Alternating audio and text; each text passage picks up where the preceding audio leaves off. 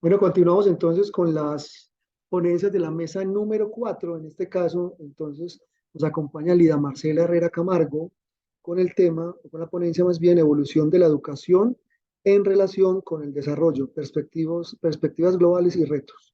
Buenas tardes, Lida Marcela, adelante. Bueno, un cordial saludo para todos y todas, muchas gracias.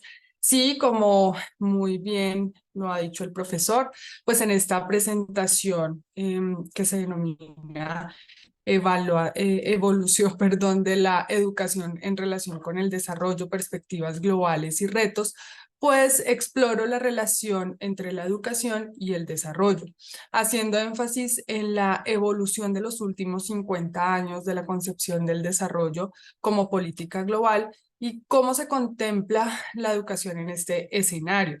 Discuto algunas problemáticas demandantes que tocan el ámbito educativo e importantes retos también que enfrenta Colombia en este contexto.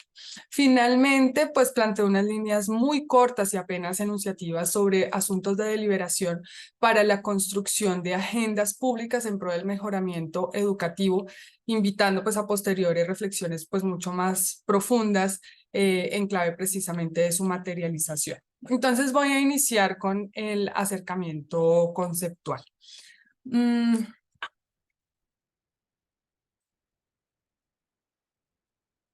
Bueno, el doctor en Ciencias de la Educación, Lizardo Doval Salgado, plantea que la palabra educación es un neologismo. Esto quiere decir que es una construcción nueva a partir de dos términos latinos, educare y educere, que aparece en la lengua castellana documentada a principios del siglo XVII, con algunos antecedentes en el siglo XVI, como sinónimo de crianza, doctrina, instrucción, y alcanza hegemonía semántica y léxica hasta apenas 3 siglos.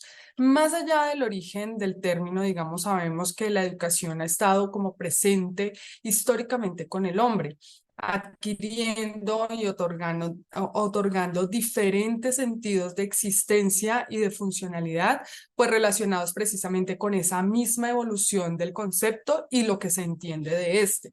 Entonces podemos afirmar que los procesos educativos pues se gestan espaciotemporalmente en las sociedades donde se insertan y se relacionan con el proyecto conjunto de la sociedad. En Colombia, la educación se define como un proceso de formación permanente, personal y cultural y social que se fundamenta en una concepción integral de la persona humana, de su dignidad, de sus derechos y de sus deberes. Desde esta definición del Ministerio de Educación Nacional, lo cierto es que la educación pues no solo está a cargo de las escuelas, sino que en el proceso educativo pues interviene la formación familiar, personal, la experiencia pues propia, cierto, individual, y también la escolar. En esta intervención, cuando menciono educación, voy a aludir particularmente al sistema educativo, es decir, a la educación escolarizada. Bueno, quiero proponer la siguiente pregunta.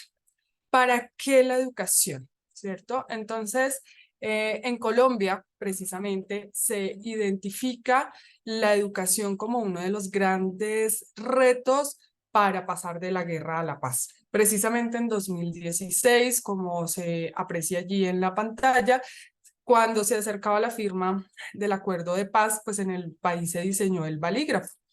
Este símbolo pues digamos, otorga la importancia a la educación en la construcción de paz. Está diseñado con balas calibre 0.50 que se utilizarían en la guerra y tiene la siguiente inscripción: las balas marcaron el pasado, la educación escribirá el futuro. Eh, Entre los motivantes para realizar esta escogencia simbólica, pues se hicieron relevantes, por ejemplo, las cifras de analfabetismo y la baja escolaridad en los combatientes.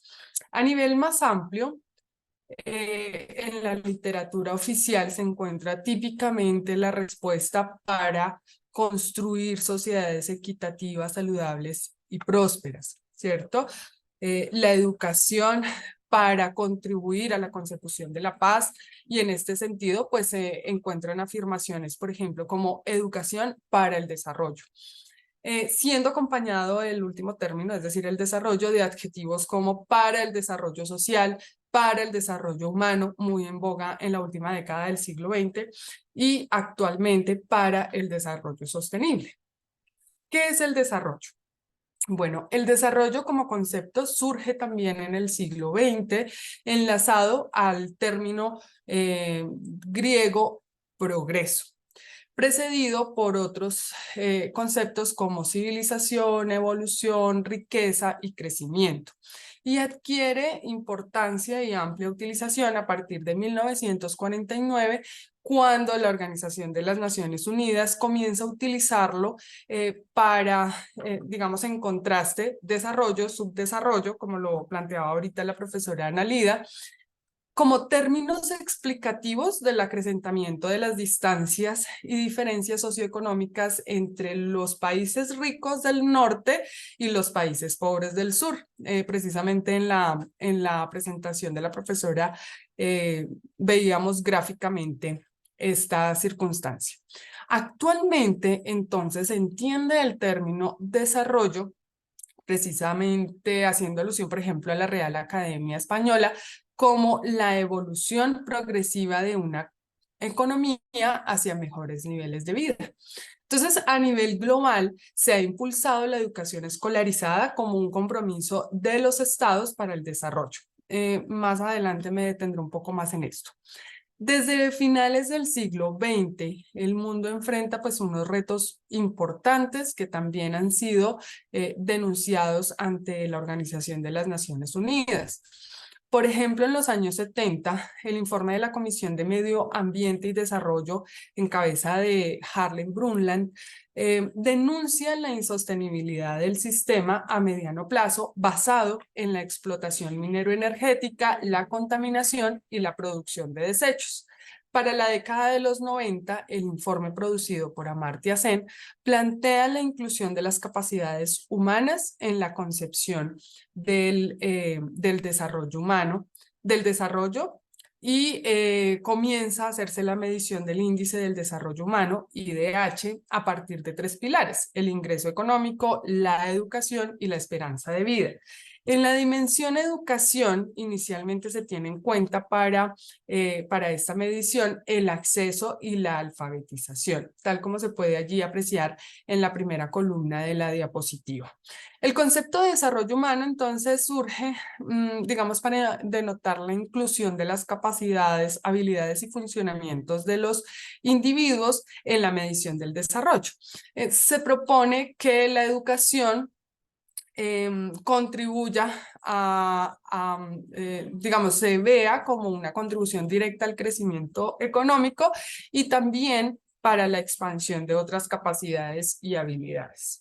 ¿Qué pasa en el año 2000? En el año 2000 se da en la Cumbre del Milenio en Nueva York un nuevo compromiso, que es la Agenda del Milenio, ¿cierto? Entonces, aquí 189 países considerados como en desarrollo, en vías de desarrollo, firman un compromiso que está configurado por 8 objetivos, 21 metas y 60 indicadores. En educación, los países se comprometen a mejorar los resultados en cuanto a acceso, permanencia en la educación primaria y alfabetización en adultos. Para el año 2009 hasta el 2011, el informe de la Comisión sobre la Medición del Desarrollo Económico y del Progreso Social, conformada por Joseph Stiglitz, Amartya Sen y Jean-Paul Fitoussi, se centra en proponer la inclusión de la consideración del punto de vista de los mismos individuos sobre la satisfacción, sentimientos y autoevaluación de sus propias vidas. Como consecuencia, se comienzan a producir 3 aspectos. Uno, el informe Cómo va la vida, en el que se miden factores de calidad de vida y condiciones materiales. 2, el índice para una vida mejor, que es un índice que mide netamente la autopercepción de los ciudadanos. Y 3, se incluyen 3 nuevos indicadores compuestos para la medición del desarrollo. Estos son el IDH ajustado por desigualdad, el IDH ajustado por género y el índice de pobreza multidimensional. Entonces, en el campo educativo, se calculan los niveles de educación presentes en la población, los años promedios de escolaridad, la deserción y la medición de competencias, que es un poco este último punto lo que se mide en el marco de las evaluaciones de las pruebas saber. En 2015, finalmente, se amplía el espectro de priorización de temas con la Agenda 2030. Entonces se pasa de una, digamos, a una agenda configurada por 5 dimensiones, ¿cierto? Paz, prosperidad, planeta, participación colectiva y personas, y 17 objetivos de desarrollo sostenible, 232 indicadores, 169 metas. Y el lema de no dejar a nadie atrás. ¿Qué pasa en el campo específico de educación? Pues el ODS 4, denominado Educación de Calidad, tiene como fin la garantía de una educación inclusiva, equitativa y de calidad, promoviendo oportunidades de aprendizaje durante toda la vida para todos.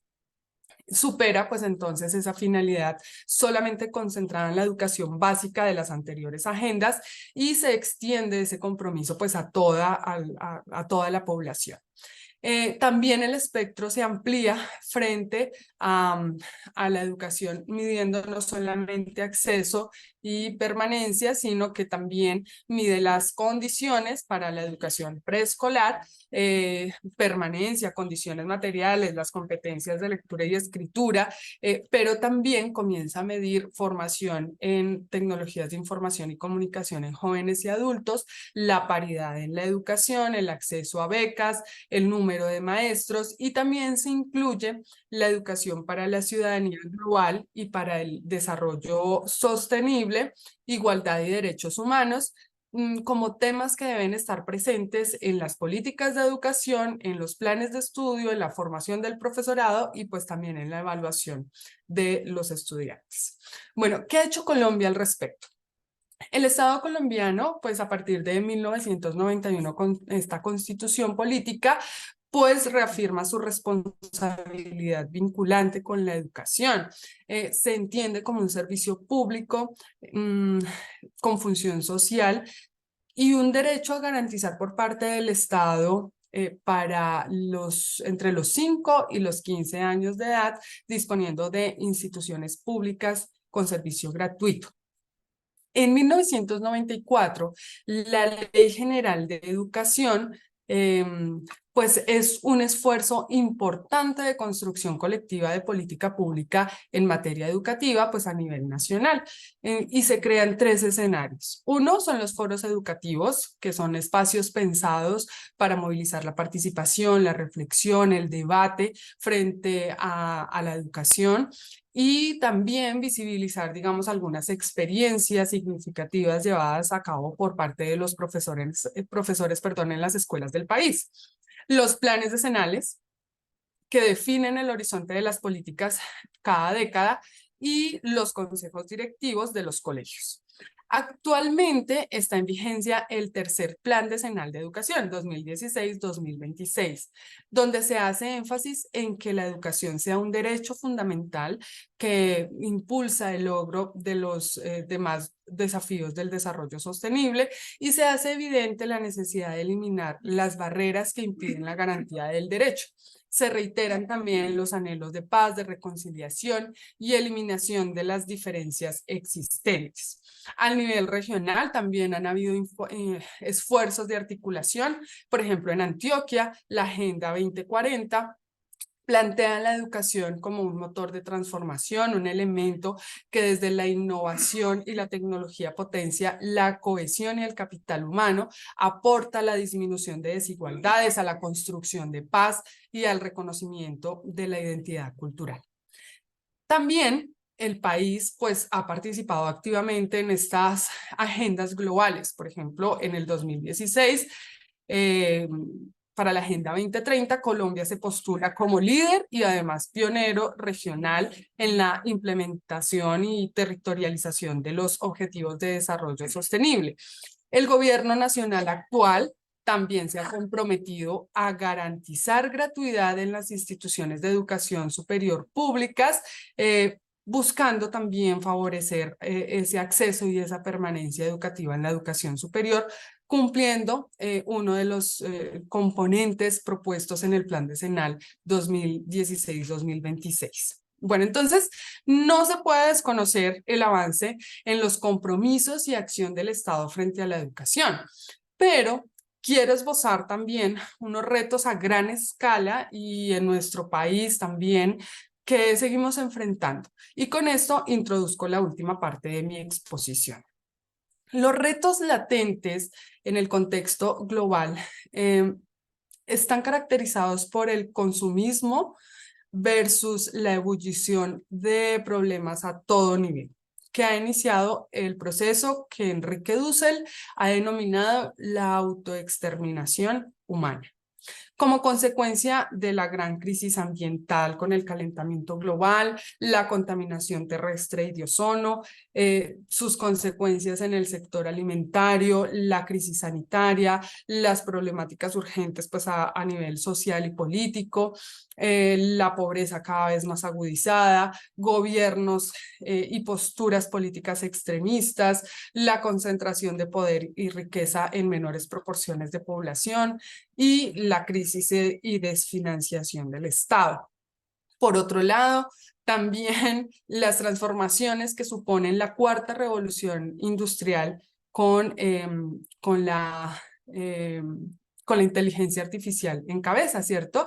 Y no solamente estas transformaciones, sino también las amenazas a la democracia y a la ciudadanía que suponen, como cuáles, por ejemplo, ese fácil acceso a muchísima información, digamos, sin ningún tipo de filtro desde el usuario, pero que está inundado de noticias falsas, fake news, de demandas y ocupación de la rama judicial en situaciones superfluas o mediáticas, de visibilización y relevancia de unos aspectos sobre otros, de creación artificial de opinión pública y también de estos filtros burbuja que hacen que se aísle información a los usuarios de Internet, haciendo que solamente accedan a algunos tipos específicos de información sobre el resto. Entonces, estas son algunas problemáticas estructurales que afectan la esfera pública global, la ciudadanía y que requieren atención. Colombia también afronta unos desafíos vitales e históricos. Por ejemplo, frente al aporte real y efectivo en el cumplimiento del compromiso con la paz, la necesidad de nuevas y renovadas propuestas pedagógicas pertinentes y audaces que contribuyan a transformar la educación del país, no solamente favoreciendo el acceso, sino también la calidad como un aspecto fundamental que sigue siendo un gran desafío, tal como lo demuestra un informe al seguimiento al plan decenal en el que se propone que la calidad de educación en el país es desigual, se presentan profundas brechas entre las áreas urbanas y rurales. Y además, pues la pertinencia según las necesidades de los territorios, también satisfaciendo pues sus particularidades. Finalmente, pues la desmotivación, la desidia de los mismos estudiantes y las problemáticas sociales que llegan a las aulas resultado del mismo sistema imperante. Haciendo mención otra vez a este informe realizado por parte de la Mesa de Monitoreo, Seguimiento y Evaluación del Plan Decenal de Educación 2016-2019, el informe con fecha de 2019, se encontraban retos para su ejecución relacionados con la falta de articulación con los planes regionales, locales y nacional de desarrollo, la asignación insuficiente de recursos, la falta de compromiso y pues obviamente de cumplimiento dada la falta de voluntad política, y sobre todo la no vinculación con los planes de desarrollo municipales. Entonces, haciendo que quedara como desfinanciadas todas estas estrategias consignadas en el plan. También se muestra la falta de información desagregada y de identificación y análisis de los factores asociados precisamente a la inequidad de la educación en el país. Entonces, creo que es importante poner en el centro, cada que haya oportunidad, la pregunta sobre cuál es la vida que merecemos vivir, tal como la economista y activista española Maya Pérez Orozco plantea en su debate sobre el conflicto entre capital y vida.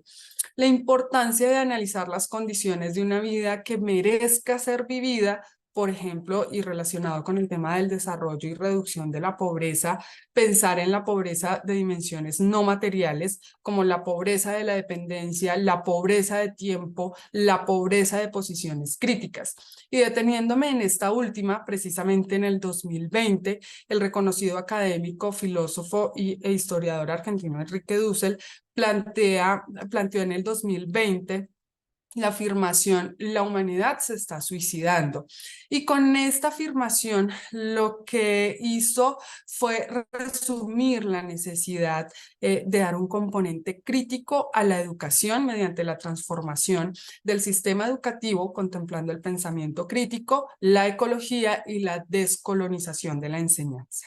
Entonces, es necesario estar conscientes de la insatisfacción vital que genera el capitalismo y la sociedad líquida del consumo, además del riesgo de autoexterminación de la humanidad, de acuerdo con Enrique Dussel y Zygmunt Bauman. Y quiero retomar la pregunta inicial, ¿la educación para qué? Pienso que es un gran avance comprender que la educación pues no es la mera transmisión de conocimientos, sino que es un pilar fundamental que fomenta habilidades, actitudes, valores, el desarrollo integral de las personas, de sus entornos y de sus capacidades, de acuerdo con Amartya Sen, pero también se puede entender la educación como un fin en sí mismo.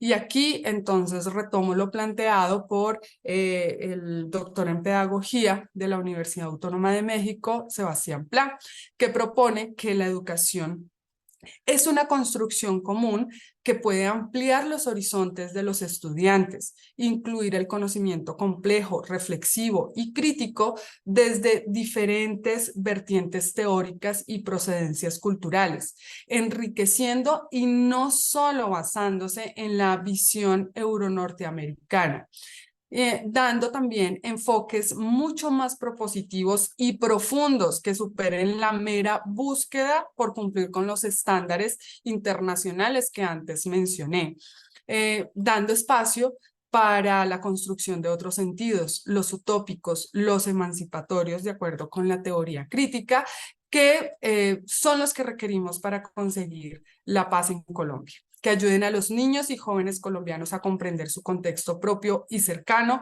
enriqueciendo análisis mucho más reflexivos, mucho más críticos, que contribuyan a lograr poco a poco esas alternativas y construcciones de vida que merezcan ser vividas para todos y todas. Dejo ahí en pantalla algunas preguntas como reflexivas. Muchísimas gracias.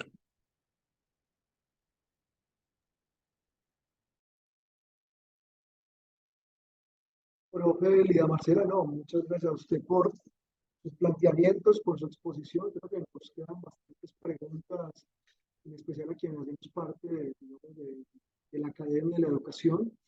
Bastantes inquietudes que en alguna medida yo creo que todos en nuestro ejercicio diario nos estamos haciendo.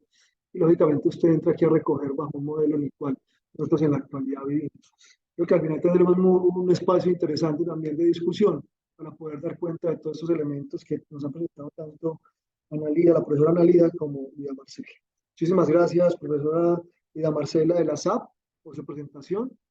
Y bueno, vamos a darle continuidad entonces a las temáticas que tenemos dentro de la mesa. Para ello entonces invito a Jorge Hernán Marín Maya con el tema la importancia y urgencia de construir regiones.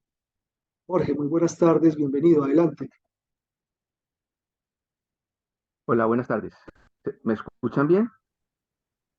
Con alguna leve interferencia, Jorge, pero adelante. Vale, y ahora, por favor, me confirman. si ven mi pantalla.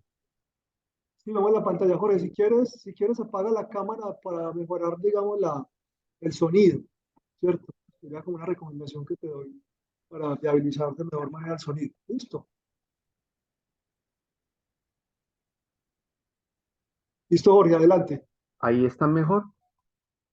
Sí, Bueno, sí, sí. Puedes buenas avanzar. tardes, buenas tardes. Voy a compartir mis reflexiones en el marco de este evento, la construcción de paz desde abajo.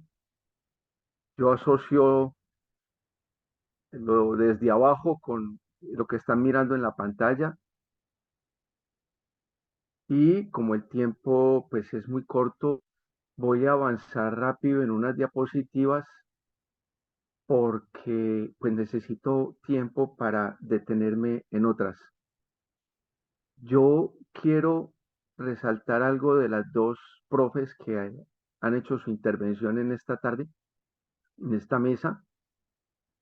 A mí me parece que hay una urgencia tanto en las reflexiones sobre desarrollo como sobre educación y en la construcción de conciencia colectiva.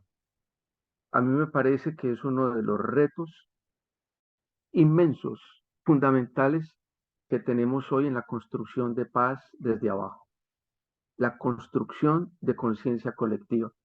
A mí me parece que es un momento muy oportuno para recogernos en los análisis y en las construcciones que se han hecho del concepto de conciencia para que lo revitalicemos y le demos la oportunidad al fracaso de las instituciones todas en sus roles, en sus perspectivas, que retomen sus roles, que retomen su perspectiva en un orden de la transformación de las crisis que nos acompañan y que ya han avanzado las compañeras.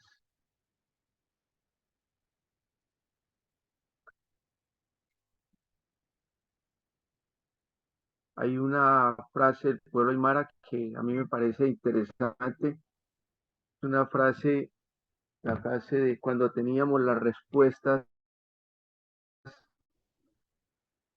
nos cambiaron las preguntas, que parecía que habían encontrado la ruta de su bienestar, de su bien vivir, y cuando creyeron que tenían la ruta de la construcción de su buen vivir, les aparecieron unos fenómenos a escala mundial que les generaron otras crisis y otros problemas.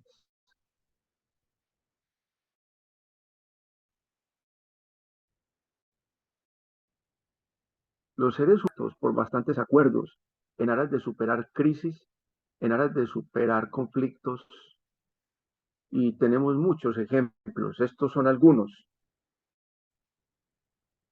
casos desde la antigüedad hasta casos como, por ejemplo, la Carta de Mandén, un acuerdo en lo que en lo que hoy conocemos como Malí, el país de Malí en África, y que en 1998 Naciones Unidas recuperó el acuerdo de Mandén como uno de los patrimonios de la humanidad. ¿Qué quiero con esta diapositiva? No es por falta de acuerdos, no es por falta de firmas de pactos de paz que hoy no hemos resuelto nuestros problemas, ni en Colombia ni en el mundo. Pareciera, pareciera que el ser humano está en una búsqueda permanente de superar las crisis y los conflictos, ante lo cual acude a la guerra, acude a la violencia. Alguien decía que parecía que ya después de la Segunda Guerra Mundial el Papa Francisco lo repitió y lo denunció y dijo, cuando creíamos que el ser humano había superado la idea de la guerra para resolver los problemas, hoy tenemos como 7 guerras en el mundo. Hay un punto de partida para estos análisis, puede ser un punto de partida Fíjense que no lo llamo el punto de partida, no, sino que lo llamo un punto de partida y tiene que ver con lo que los macrohistoriadores nos enseñan en torno a la comprensión de los imperios, las religiones y los mercados. Cómo la modelación de imperios, religiones y mercados está en una permanente disputa en las sociedades humanas por lo que siempre y hasta hoy llamamos desarrollo. Nos acompañan imperios desde la humanidad hasta hoy. Nos acompañan religiones desde la antigüedad hasta hoy. Nos acompañan mercados desde la antigüedad hasta hoy. La pregunta es, ¿cómo se modelan esos imperios, esas religiones y esos mercados? ¿Con qué propósitos? ¿Con qué intereses? ¿Cuáles son los roles que le asignan a los pueblos, a las sociedades? Y aquí podríamos quedarnos. Y solo con esta diapositiva terminar la conversa en el tiempo que a mí me corresponde. Porque hoy los imperios vigentes han retomado prácticas de imperios antiguos.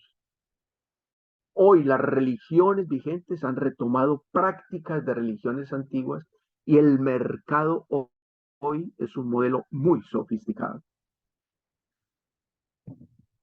Lo que apreciamos en el accionar de imperios, religiones y mercados es lo que muchos autores, no voy a mencionar a uno o a dos, pues porque la lista es larga, pero los procesos coloniales son vigentes cada época de la historia humana, hasta hoy. Cada imperio reacciona ante los territorios, las culturas y los pueblos de formas violentas. Y esas formas violentas pueden llegar a la aniquilación de los pueblos, a la destrucción de sus territorios, al despojo de sus territorios y a la destrucción de sus culturas. Y eso han hecho lo mismo, al mismo tiempo lo han hecho las religiones y es lo que hacen los mercados. Todo para imponer un sistema de ideas, un sistema de técnicas y un sistema de servicios. Ese sistema de ideas es una cosa sofisticada, porque es allí donde en la colonialidad del ser y del saber, a las personas se nos imponen las creencias, las costumbres, las tradiciones, las simbologías, las representaciones. Este sistema de ideas, y es lo que la educación, y yo insisto, he trabajado en educación, pero cada vez veo cómo la educación no responde al sentido de realidad de los pueblos. No basta con 13 fines en la ley 115, no basta con los estudios que se han hecho en Colombia de la educación, de los estados de la educación en este país. No es suficiente pactos, firmas de pactos, mientras los docentes, las instituciones educativas no transformen el sistema de ideas de los pueblos y de los seres humanos. Tenemos unas ideas perversas en nuestras mentes que son los códigos por los cuales actuamos.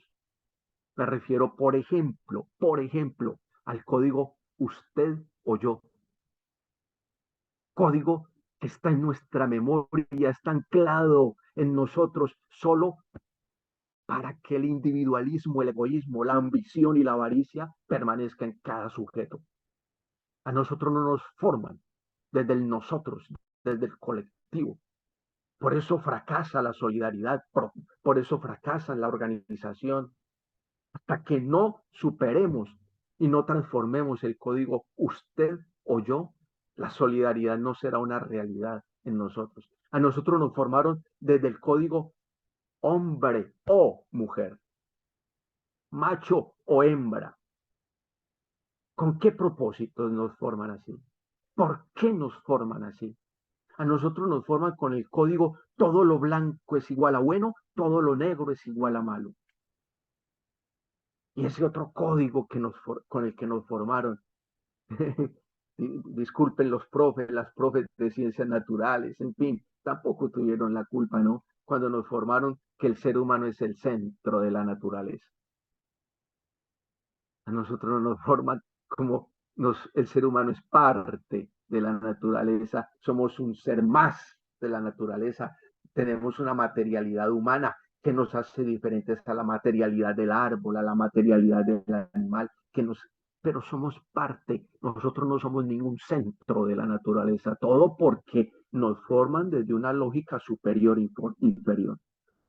Porque necesitaban instalar en nuestras sociedades las relaciones de producción, las relaciones de poder, una cultura y una experiencia humana. Relaciones de producción que llevaron a los pueblos a legitimar la esclavitud del pueblo afro, a asistir a la masacre de pueblos indígenas, a asistir a la masacre de pueblos campesinos, y la gente en las ciudades como que aquí no pasa nada. Esto no es con nosotros, eso es con otros, mijo, allá lejos.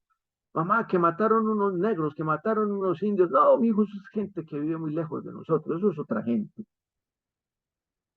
Pero las relaciones de producción hombre-mujer, ¿por qué nos forman hombre o mujer? Porque necesitan instalar unos roles en las lógicas del trabajo, de la fuerza de mano de obra barata. Y eso se multiplica en las relaciones de poder, se multiplica en la cultura superior y las culturas inferiores, y una experiencia humana que es excluida. En el caso de la Latinoamérica que vivimos, de muchos países de África, de muchos países de Asia, culturas y experiencias humanas que se menoscabaron, que se discriminaron, que se excluyeron. Y claro, ahora tenemos crisis y ahora estamos, bueno, es que ni esto nos alarma, ¿no? Yo veo cantidad de gente como que aquí no pasa nada, ni esto nos alarma. Pero lo que sí es cierto y lo que ratifican estudiosos y confirmado por estudios científicos es que acudimos a estas cuatro crisis. La crisis civilizatoria, los códigos de valores, de normas, de principios que Europa instaló en la civilización se fracturaron, se fracturaron. Esa escala de valores, de normas, de leyes, de principios, hoy se fracturaron. Si las sociedades seguimos caminando en esa lógica civilizatoria eurocéntrica, pues no hay posibilidad, no hay posibilidad, por más que se hagan foros, seminarios, esto que estamos aquí haciendo nosotros. Necesitamos comprender bien esa lógica de civilización de Europa para poder deconstruirla y para poder acudir a otras experiencias humanas que por fortuna existen y que solo por la exclusión, discriminación e invisibilización que se les hizo, hoy no las tenemos al frente de nuestras cabezas, pero que las hay y las tenemos que recuperar es casi que una obligación. La crisis institucional, por más que nos duela, por más que nos alarme, pero es una alerta profunda.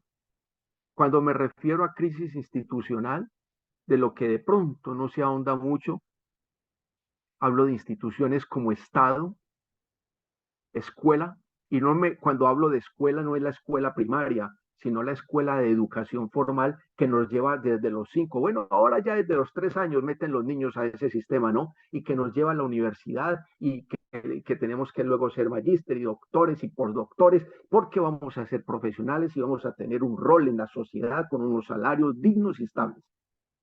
Esas instituciones, Estado, escuela, iglesia, empresa y familia, instituciones que instaló Europa en nosotros y desde las cuales se construyeron las epistemologías, desde las cuales hoy fundamentamos nuestra razón, incluso nuestra religiosidad, para no hablar de espiritualidad que no hemos podido construirla. Esas instituciones hoy están en crisis. Cosa gravísima, porque las instituciones que comandan los procesos políticos, los procesos religiosos, culturales, económicos, sociales, si esas instituciones están en crisis, los procesos vitales de todos los pueblos, vamos a entrar en una profunda crisis, la crisis de humanidad. Claro, al saltarnos, al fracturarse los códigos de valores, normas, a las instituciones que comandan los pueblos estar en crisis, la construcción de humanidad está en una tensión pendiente. Y bueno, la crisis ecológica, que aquí yo creo que todo el mundo sabe de qué se habla, por tanto, los minutos que tengo no los voy a destinar a ello. Entonces, por supuesto que necesitamos unas transformaciones indispensables en las instituciones, en las pedagogías que practicamos, en las epistemologías. Por supuesto, hay que cambiar el sistema de ideas, de técnicas y de servicios y cambiar ese sistema de relaciones de producción, de relaciones de poder. Hay allí una cosa que yo llamo aportes a la reflexión pedagógica, porque esto pues está convocado por universidades, entonces por eso hago este llamado, aportes a la reflexión pedagógica, y lo divido en dos, unos retos de enfoque, unos retos de conceptos. Creo que necesitamos hoy deconstruir enfoques que cimentaron prácticas de desarrollo y prácticas educativas hasta hoy. Porque los enfoques del modelo de desarrollo y los enfoques de los modelos pedagógicos que se instalaron en nuestro país obedecen a propósitos e intereses que me disculpan, pero a mí me asalta mucho la duda que sean propósitos con enfoque de paz.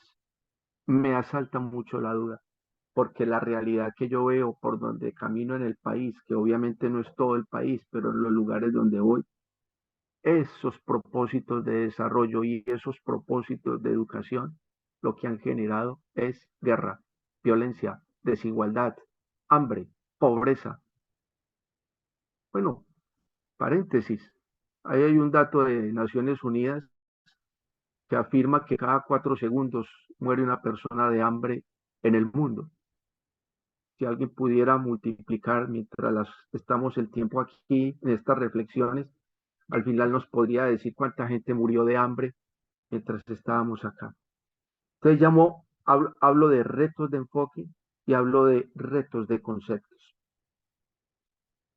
Y claro, si estamos de acuerdo en que la pedagogía es la esencia de la educación, en tanto se pregunta por qué es lo que hay que educar, como la pregunta que hizo la profe anterior, que nos hicimos nosotros hace un tiempo, hace varios años en la ruralidad. ¿Para qué la educación en la ruralidad? ¿Para qué? La profe hoy se hace la pregunta, ¿la educación para qué? Pues me parece que en razón de eso, profesora, podríamos conversar, colaborarnos con esto de retos de enfoque y retos de conceptos. Yo traigo esto a propósito porque dije, si no salen los problemas, yo los tengo que sacar.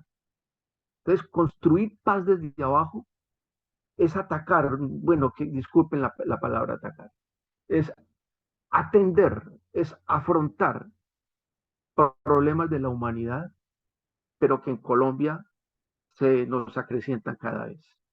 La unidad de los pueblos, la niñez y la juventud, el capital del trabajo y la ocupación, el problema del racismo, la rehabilitación psicológica de los pueblos, el rol de las instituciones. Yo creo que cuando hablamos de la construcción de paz desde abajo, necesitamos atender estos problemas. Entre los muchos que hay, pero es que si no resolvemos unos problemas vitales de los pueblos, otros problemas nunca, jamás serán resueltos. Yo entonces amplío la lista de problemas con estos y que, pues, por supuesto, también los traigo como referencia de diversos autores que están llamando la atención sobre el trabajo que tenemos que hacer hoy en día. Quiero llegar acá. Los seres humanos, Calvin Harris plantea que cuando los seres humanos descubrimos la formación del Estado, muchos pueblos intentaron hacerlo, muchos lo lograron, muchos murieron, muchos desaparecieron. Los seres humanos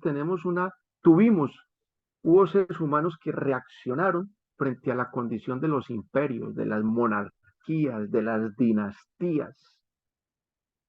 y dijeron, ha de haber otra manera de gobernar, ha de haber otra manera de hacer Jorge, política y de orientar los pueblos. Jorge, me Y nació el disculpas. Estado. Señor, Jorge, te quedan 2 minutos. Me disculpo por interrumpirlo, qué pena con usted, pero para que tenga en cuenta el tiempo. vale, Y le pido por favor avanzo, que pague la cámara. avanzo. Esto es a donde quiero comentar un poco más. Los seres humanos hemos experimentado la construcción de los estados. Se supone que los estados nacen para controlar el mercado, para controlar las comunidades. Quedó un cabo suelto y es que los mercados quedaron y controlaron las comunidades, pero esto nos cambió y hoy en nuestra actualidad, lo que tenemos es esto. Los mercados están al comando, controlan los estados, controlan las comunidades y hoy hay un estado vigente en los pueblos, en los países, pues porque controlan las comunidades. Pero cuando dije construir paz desde abajo, creo que es esto. Las comunidades locales controlando el Estado y controlando los mercados. Y el Estado cumpliendo con su propósito de controlar el mercado. Pero comunidades locales no desde el concepto de la etnia, no desde el concepto de las fronteras físicas, espaciales. No, acuérdense que hablé de necesitamos retos de enfoque y retos de conceptos. Entonces hay que concebir hoy lo local regional como la posibilidad de atender los problemas en lógica de territorio y en lógica de culturas, con estas 5 variables: conocimiento aplicado, recursos naturales, talentos humanos, ámbito sociocultural, capital y el territorio en el centro. Y desarrollando 4 procesos: procesos de identidad, de planeación, de participación y de gestión. A mí me parece que construir paz desde abajo requiere el desarrollo de estas 5 variables y de estos 4 procesos y concebir otro paradigma de desarrollo. Trabajar estas 5 variables y trabajar estos 4 procesos con el paradigma de desarrollo actual no tiene sentido. No tiene sentido, no vale la pena.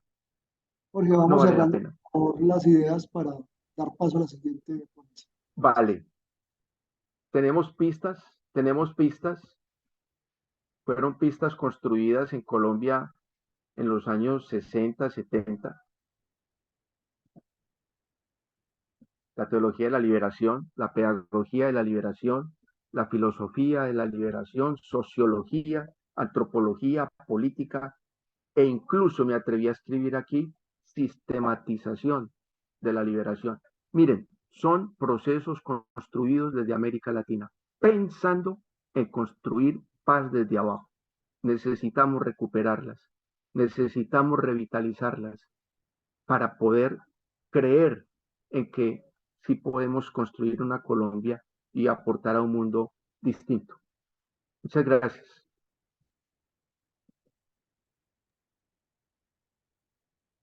Muchas gracias a Jorge por su ponencia, la importancia de urgencia de construir región. Yo creo que nos quedan así bastantes elementos para continuar dicha discusión y sobre todo, creería yo, frente a los elementos que hemos venido presentando en las anteriores ponencias, para ser más positivos frente a lo que hoy, digamos, tenemos que afrontar y lo que se nos viene a futuro también. Bueno, invito entonces a Leonard David Acosta Nopan y a Angie Juliet Tulcanerazo, quienes nos van a presentar la ponencia Centro de Emprendimiento para las Mujeres Víctimas del Conflicto Armado en la Hormiga, Putumayo, un proyecto arquitectónico con enfoque de género. Adelante, Leonard y Angie.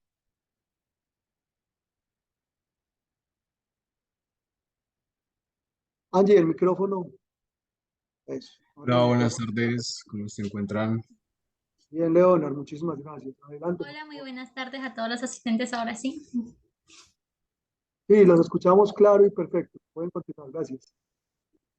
Ok,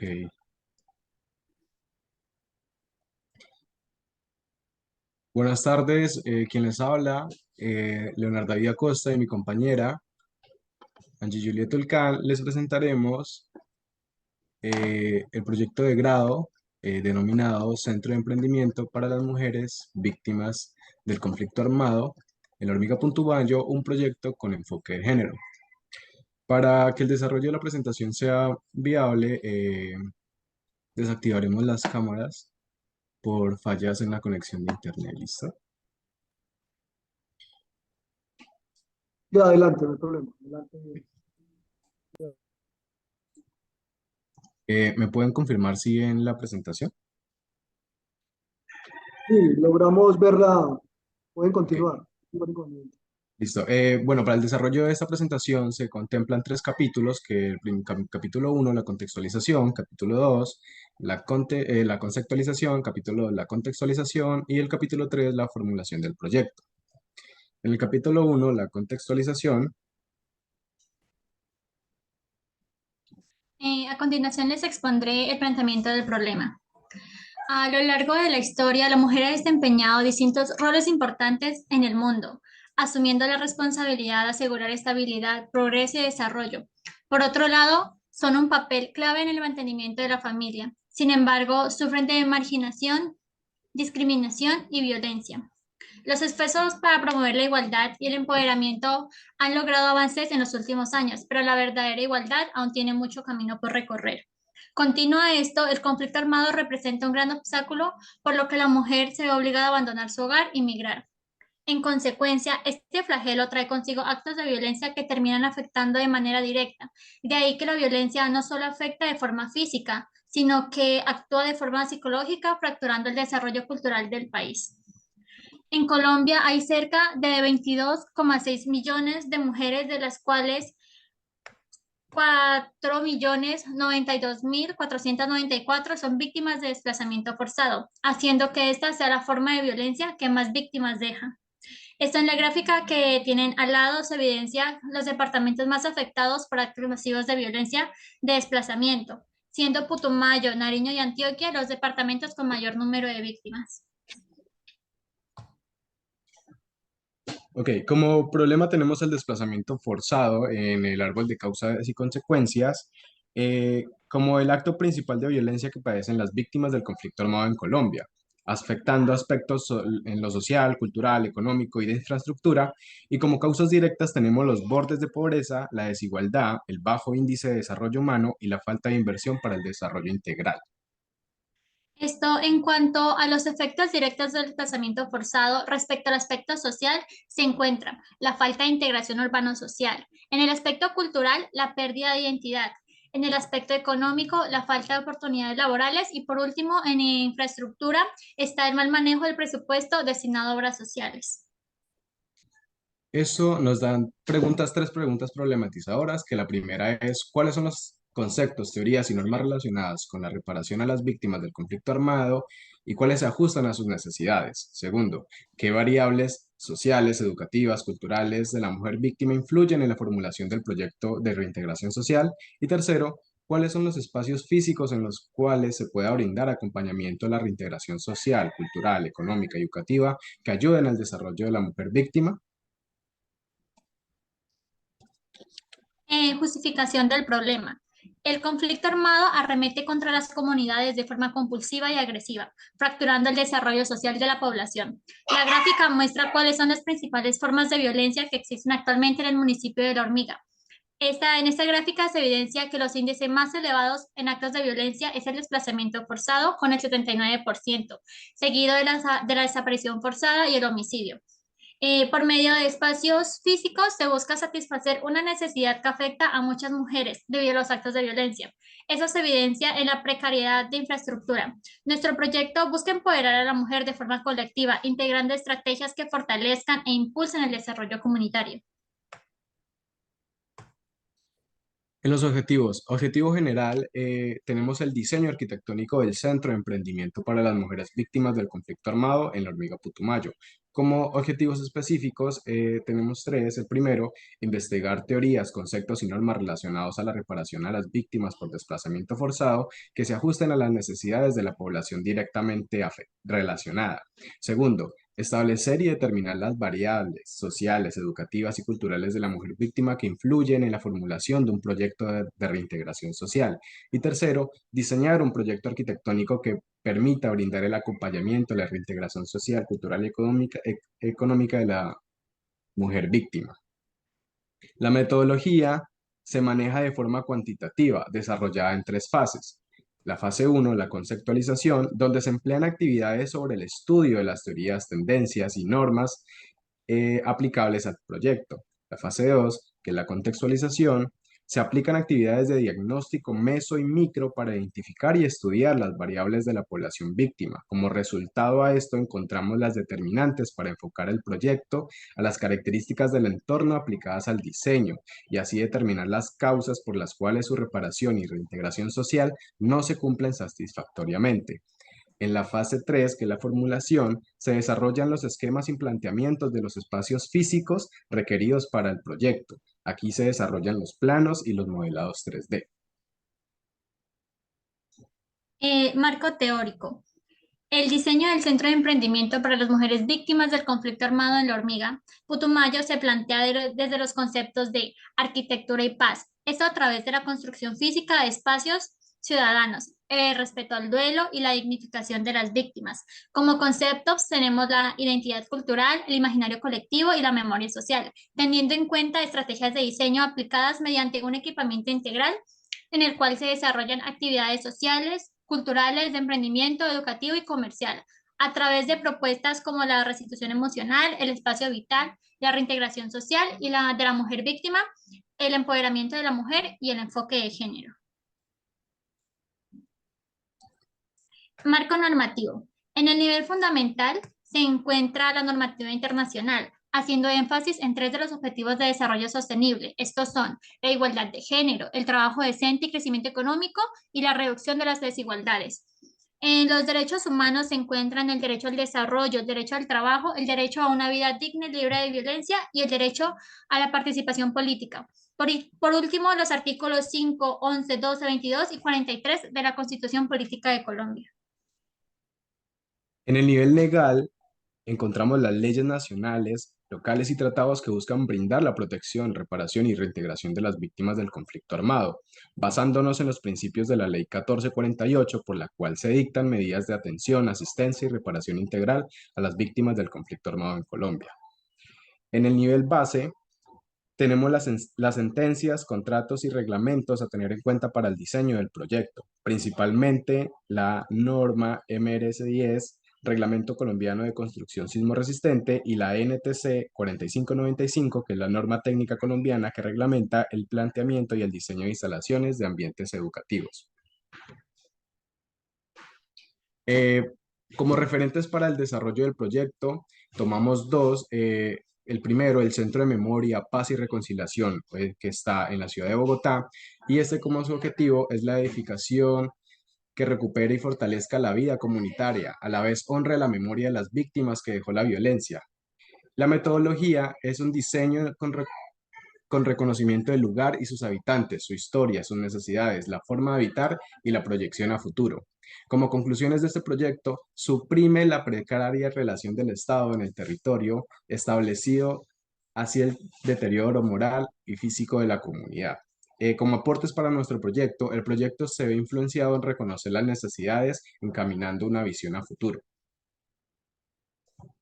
Como segundo referente, escogimos la Casa de Memoria y Espacio Comunitario Remanso de Paz. Este está ubicado en el Urabá, Antioquia. El objetivo de este proyecto es recuperar y fortalecer la vida comunitaria y que a la vez este honre la memoria de las víctimas que dejó la violencia. Como metodología se diseñó con identidad tanto del lugar como de sus habitantes, de su historia, sus necesidades y la proyección a futuro. En conclusión, el proyecto se adapta a las condiciones climáticas del lugar a través de los materiales. Como aporta nuestro proyecto, se ve influenciado en buscar y reconocer las necesidades de la mujer, encaminándonos hacia una visión a futuro. Capítulos: la contextualización. El área de contextualización que aborda el proyecto inicia en el departamento del Putumayo, al sur de la República de Colombia, y se concentrará en el área urbana de la ciudad de La Hormiga, municipio de Valle del Guamués. El proyecto se emplazará en una zona de recuperación urbana, ya que es actualmente una zona industrial. Escala de análisis 1 del departamento del Putumayo. El departamento del Putumayo tiene 358.896 habitantes y cuenta con una población conformada por 3 bases étnicas: mestizos, indígenas y afrodescendientes. El departamento se compone por 13 municipios y a su vez está subdividido en 3 subregiones que son el Alto Putumayo, Medio Putumayo y Bajo Putumayo. El municipio de estudio está ubicado en el Bajo Putumayo. Respecto a la población municipal, los municipios con mayor número de habitantes son Valle del Guamués, Orito, Mocó y Puerto Asís, que superan los más de 50.000 habitantes. En los eventos de desplazamiento forzado en los municipios con mayor número de eventos masivos están ubicados en el Bajo Putumayo. Estos son Puerto Asís, Puerto Leguízamo, Orito, Valle del Guamués y San Miguel, los cuales se pueden evidenciar en las gráficas.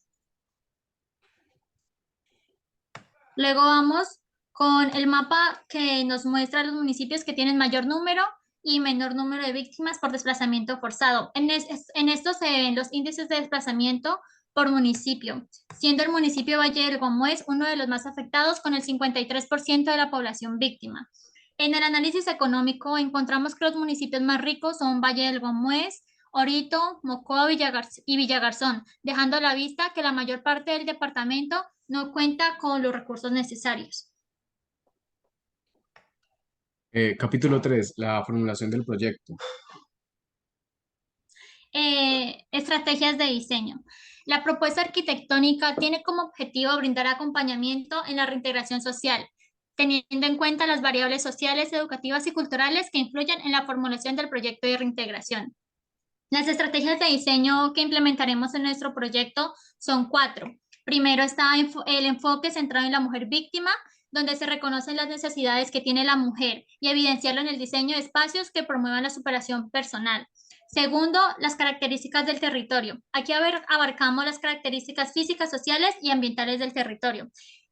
Como tercero, tenemos la armonía con el entorno. Aquí queremos el respeto con la naturaleza y el entorno inmediato donde se diseñará el proyecto, haciendo uso de la arquitectura bioclimática como apoyo fundamental. El cuarto y muy importante es el diseño con propósito, donde la función y la forma respondan a las necesidades de las beneficiarias, garantizando la comodidad y la seguridad de cada persona. Luego pasamos a lo que es la evolución de la forma esquemática. Como elemento principal de inspiración escogimos el colibrí, el cual simboliza muchos conceptos diferentes debido a su velocidad. El colibrí se reconoce como un mensajero y guardián del tiempo. El colibrí es capaz de volar hacia atrás y nos enseña que podemos recordar nuestro pasado. Sin embargo, esta ave también nos enseña que no debemos insistir en nuestro pasado y tenemos que seguir adelante. Primero escogimos lo que fue la forma base, que fue el colibrí, luego la limpieza de la forma, luego se subdividieron las formas y para obtener la forma final, que es donde se diseñaron cada unidad. Luego seguimos con los ejes conceptuales de la propuesta urbana. Los ejes que le dieron vida a las circulaciones exteriores del diseño urbano están inspirados en la textura de la piel de las personas. Es con el fin de transmitir una conexión simbólica. Estos ejes cumplen la misión de guiar a las personas a través del proyecto. Esta propuesta conceptual inicia por medio del trazado de líneas que asemejan la idea principal de la textura de la piel. Por consiguiente, se hacen algunas modificaciones que obedezcan a la organización visual y funcional y estructural del proyecto. La zonificación. Las unidades que componen el equipamiento son 4 y esas unidades se encuentran fijas en el centro del diseño urbano. Una idea propuesta con el fin de aislar el ruido exterior y generar mayor tranquilidad a los usuarios. Como podemos observar, la unidad 1, que es la unidad para la reintegración social, denominada URSO, la unidad 2, que es un centro de desarrollo infantil, la unidad 3, que es el Centro Comunitario y Cultural CETCU, y la unidad 4, una unidad comercial. Estas unidades cumplen funciones distintas, sin embargo, a la vez se relacionan unas con otras, dándole cabida al trabajo colectivo que cada mujer realiza. Las zonificaciones. En el bloque 1 encontramos la Unidad para la Reintegración Social URSO, que esta se compone de 4 unidades: la área administrativa, la área para las víctimas, atención para las víctimas, la área de capacitaciones y una área escénica. En el bloque 2, que se desarrolla como una estrategia para ayudar a esas mujeres que son cabezas de hogar, que es el Centro de Desarrollo Infantil, tenemos servicios como área administrativa, área de servicios y área de servicios pedagógicos. En el bloque 3, que es el centro comunitario, que es como el corazón del proyecto, encontramos una área cultural, un área educativo y de talleres y una biblioteca. El bloque 4, que es la unidad comercial UNCO, aquí encontramos locales comerciales para que se puedan dar a conocer los productos que se realizan en el municipio con los diferentes programas de reintegración de las víctimas. El programa arquitectónico, la Unidad para la Reintegración Social URSO, encontramos el programa arquitectónico que tenemos aquí, digamos, encontramos áreas de capacitaciones, áreas de exposición y el área más importante, que es la área de atención a las víctimas, ya que el municipio no cuenta con una oficina adecuada para brindarles el acompañamiento a los procesos de reparación y de reintegración social. El Centro de Desarrollo Infantil CEDIN, este espacio es propuesto teniendo en cuenta la importancia que tiene la educación en los primeros años de vida, caracterizado por impulsar el desarrollo integral de cada niño. El Centro Comunitario y Cultural CEDCU, continuando con la idea principal que se mencionó en las estrategias de diseño, se plantea esta unidad con identidad cultural, la cual está encargada de albergar los programas sociales y comunitarios de las fundaciones Mujeres Tejedoras de Vida.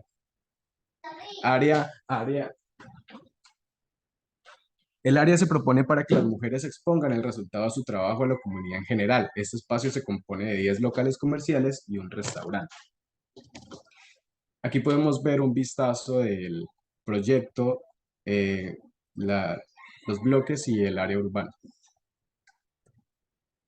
Esta es la distribución en el área urbana del proyecto. Podemos contemplar el bloque 1, que es la Unidad para la Reintegración Social, el bloque 2, el Centro de Desarrollo Infantil, el bloque 3, el Centro Comunitario y el bloque 4, la Unidad Comercial.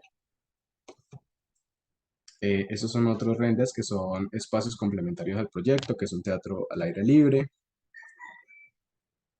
áreas biosaludables, un área de descanso, el área de jardín para los niños. También contamos con una ciclorruta. Y como conclusiones, encontramos que los proyectos de arquitectura para la reparación de la mujer víctima del conflicto armado en Colombia representan una oportunidad crucial para brindar un impacto tangible en la vida de las personas afectadas por décadas de violencia. Los proyectos de arquitectura pueden crear espacios conmemorativos y de reflexión que honren la memoria de las víctimas y promuevan la reconciliación. Estos espacios pueden servir como lugares de encuentro y diálogo entre diferentes grupos de la sociedad colombiana, desempeñando de esta forma un papel fundamental en la reconstrucción del tejido social y comunitario que fue dañado por el conflicto. Otra conclusión es que, teniendo en cuenta estos proyectos que involucran la creación de centros comunitarios y espacios públicos, se puede ayudar a revitalizar las comunidades y fomentar la cohesión social, que deben incorporar un enfoque inclusivo y participativo, involucrando a las víctimas.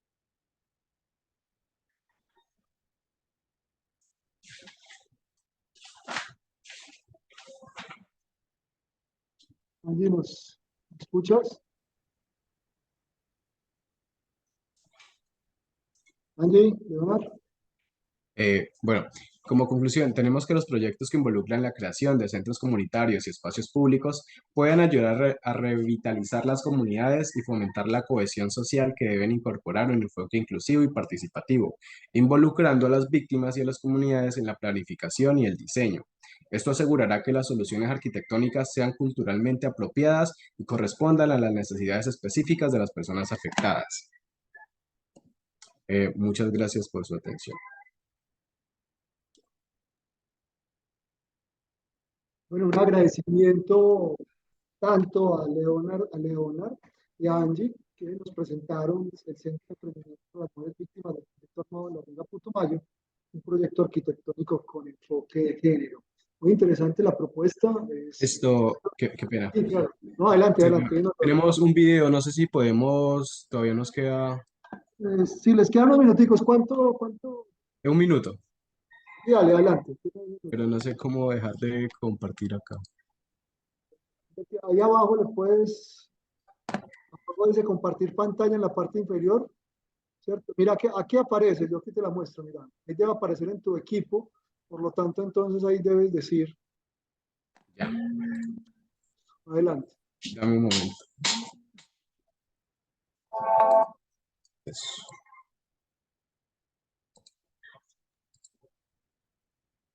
Listo, ¿me confirman si ya pueden ver? Sí, dale, dale, ahí se aparece, dale.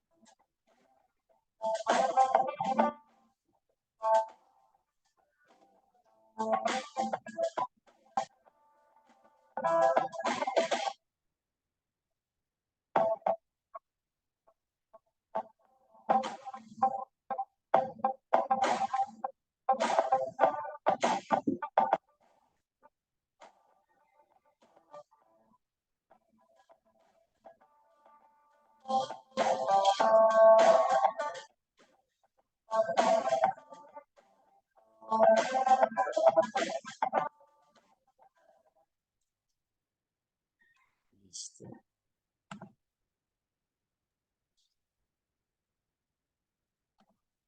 Entonces, nuevamente, muchas gracias también nuevamente a Leonard y a Angie. Ahí complementamos entonces su presentación con el video que nos acaban de compartir directamente. Creo que es una propuesta bastante pertinente e interesante que logra, yo creo que realmente construirse desde abajo, ¿no? Porque toma en consideración el territorio y lógicamente también el medio ambiente en el cual, y la lógica histórica que allí se ha venido dando, ¿no? Entonces, muy pertinente, interesante. Seguramente al final tendremos la oportunidad de apuntalar algunos otros elementos en relación a lo que nos acaban de presentar Leonard y H. Vamos entonces con nuestra última presentación. Le damos paso entonces a Aida Milena Zuli, a Aida Milena Cabrera, a Zuli Segura y a César Mauricio Bogotá, quienes nos van a presentar la ponencia TICS como estrategia de mediación territorial frente a conflictos socioambientales, lectura contextual desde la experiencia en el Catatumbo, Colombia. Le pido por favor a Leonard que deje de presentar pantalla para que le demos espacio a Aida Milena y a sus compañeros para que puedan desarrollar su presentación. Bueno, ante todo, muy buenas tardes. Para nosotros desde la Universidad Santo Tomás es un gusto poder acompañar el evento el día de hoy. Si me permiten, vamos a compartir pantalla en este preciso momento. Ok, me cuentan si en este momento, ya lo voy a dar a ampliar acá la pantalla, y me cuentan si les está permitiendo ver en este momento la pantalla completa. Sí, Aida Milena, podemos ver la pantalla. Perfecto. Voy a cerrar cámara para que podamos entonces de alguna manera no tener afectaciones en la presentación. Permítanme un segundo.